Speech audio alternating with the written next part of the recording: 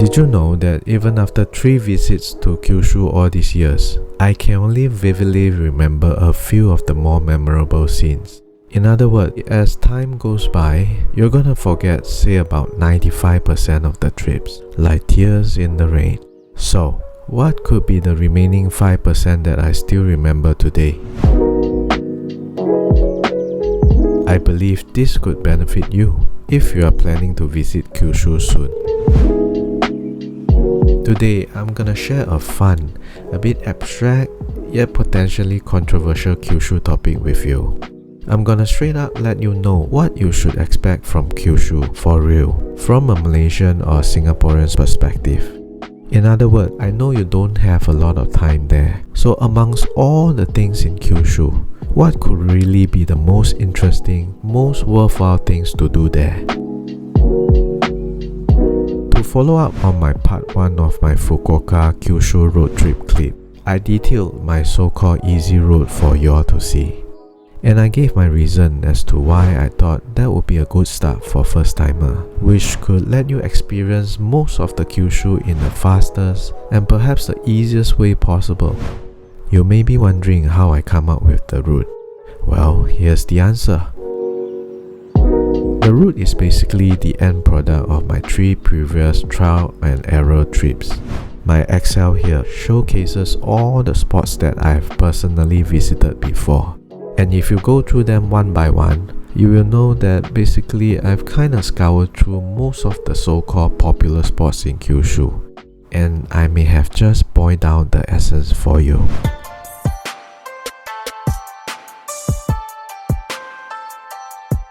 Back to my Excel. Generally, people visit Kyushu for all these popular spots here. I'm just gonna rank them in 4 simple categories. Disclaimers here. Firstly, all these are purely my own opinion. I'm not an expert, I just happen to be earlier than you, and I try to be as neutral as I can. And yes, I do have a funny accent. Second disclaimer, no hate please, and apply common sense in my ranking. For example, when I rank a place an okay, it means no disrespect whatsoever. It simply means perhaps it's less attractive relative to another spots. Or maybe to us Singaporean or Malaysian, it's just not that impressive. I'll give you 2 simple analogies here. Firstly, if you were to ask me about the city of Saga, how is it? I'm just gonna say it's okay lor. It's just like people ask you about, say, Seremban or Jurong, how is it? Again, no disrespect to Seremban or Jurong, but it's safe to say that they are not as interesting as the more prominent spots, unless you are planning to stick around for long. Another good example would be if you ask me about shopping in Fukuoka. It's just okay lor. Why? You could have just shopped in Vivo City, Plaza Sing or Bukit Bintang lah, or 1U. Because again, Fukuoka is not your Tokyo city center. First up, the okay lah category. Unless you are a super duper cultured, nature lover kind of guy, or a botanist, gardener, historian kind of person, almost all the parks lah, lakes, waterfalls, shrines and temples, with just a few exceptions, they are all gonna be just okay only. Yes, I'm straight up saying your Suizenji Garden lah, your Okori Park, your Kirin Lake, your all kinds of Jingo Shrine temples, they are all okay only. Don't get me wrong, they are all very beautiful. In fact, they are much prettier than say 99% of the gardens or temples in Malaysia or Singapore. Just that if you go for a few of them in quick succession, you're gonna forget which is which. Imagine eating good chicken rice from different stores for a few days straight. After a while, you're gonna forget which is which. So until today, I can't really remember and tell distinctly which parks away from which garden and which waterfalls away from which shrine. I repeat, just in case you misunderstand me, they are all beautiful, just that they won't stick onto your memory for long.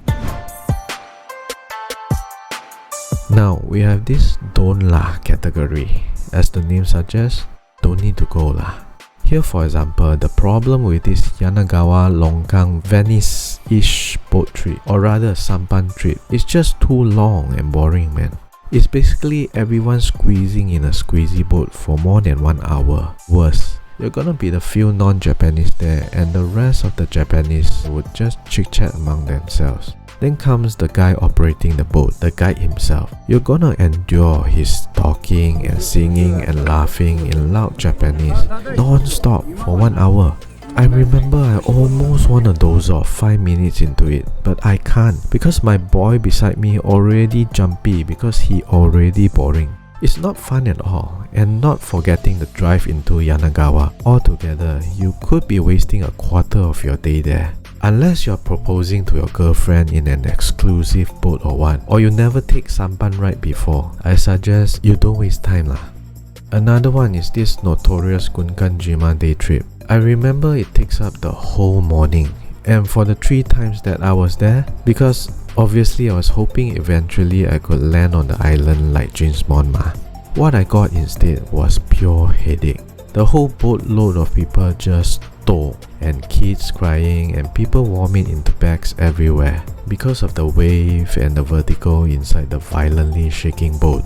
So unless the weather is good, wave is calm, which in itself impossible to predict, I suggest you spend your precious morning elsewhere, unless you don't mind trying your luck. To be fair, some of the spots here that end up in don't lah and okay lah category are mostly due to their extreme location. Nothing wrong with the spots themselves. They are just too out of the way, man. Very mafan, very inconvenient to incorporate them into your already packed schedule. For example, Dolphin Park, for example, Sasebo City. It's just too freaking far, man. How do you navigate from there?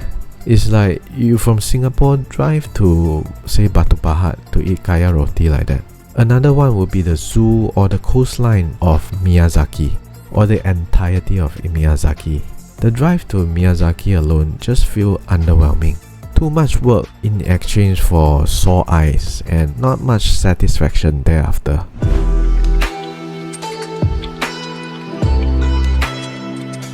Let's focus on the die must do category.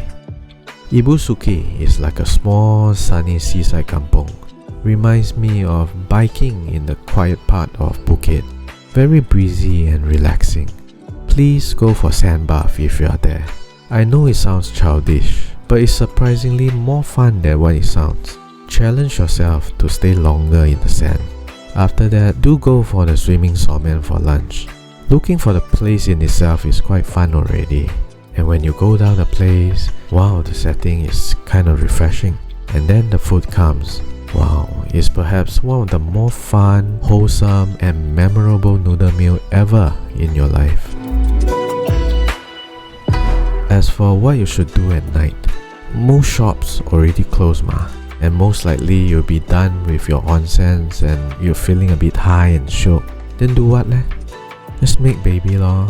I may sound like nonsense here, but to those having a hard time conceiving, there's no better place and time to go full force. I believe the onsens, the shrines, the roikans, the serene pace, the calming mood, and the soothing aura there will help you get your baby. I have already covered the general road trip experience, the Kurokawa Roikan, Motonosumi Inari Shrine and Tsunoshima Bridge extensively in my part 1 clip. Listen, if you can't make it to any of the Kagoshima, Nagasaki, Kurokawa or Motonosumi Inari Shrine, I wish I could say, hey, it's okay, don't stress, because I know it's a bit of a long drive, right? But actually, it's not okay. If you can't make it to at least 2 of them, I suggest you go elsewhere. You should just go Tokyo, Kyoto, Hokkaido or what. Don't go Kyushu, because you won't be able to experience the essence of Kyushu. I have people telling me Fukuoka boring lah, Kyushu nothing to do one leh. Well, essentially that's the essence of Kyushu. If I use a word to summarize Tokyo, I'll say modern. A word for Hokkaido is the snow. A word to summarize Kyushu for me is definitely nature. If I can extend a bit more, is to connect to nature. So if you're looking for something other than nature, then of course you will feel underwhelmed lah. It's like you fly all the way to Malaysia looking for chicken rice, or if you brace through heavy custom jet go in Singapore looking for bak kut teh. No crime here, but it feels let down, right? So the purpose of this video is really about getting your mindset and priority right. You go Kyushu is to connect to nature, not those far away see lady liberty kind of nature, but rather is those walk around in kimono, stay in secluded roikans kind of nature.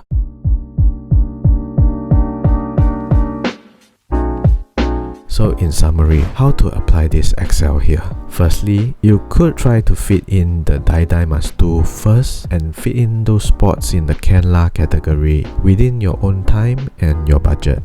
Also, if you like to do a certain things, just go ahead and do your own thing. For example, if you are into history, then spend more time in the museum there. Reminisce what is it like to be at the Hypocenter. Or if you are a theme park fanatic, then dedicate extra full days for it. Or if you like temples, into pai, wanna talk to God, talk to Shin kind of guy, then spend more time for shrine hopping, which is fantastic by the way, exactly capturing the spirit of what I meant by connecting to nature.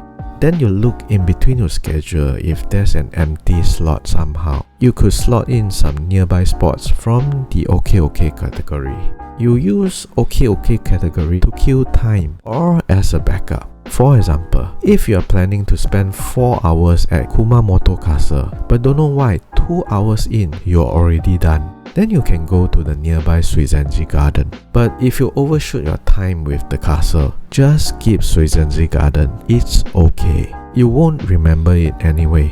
Even if you do remember it, give it a 1-2 years time, you will mix up Suizenji Garden with Clover Park or Ohori Park.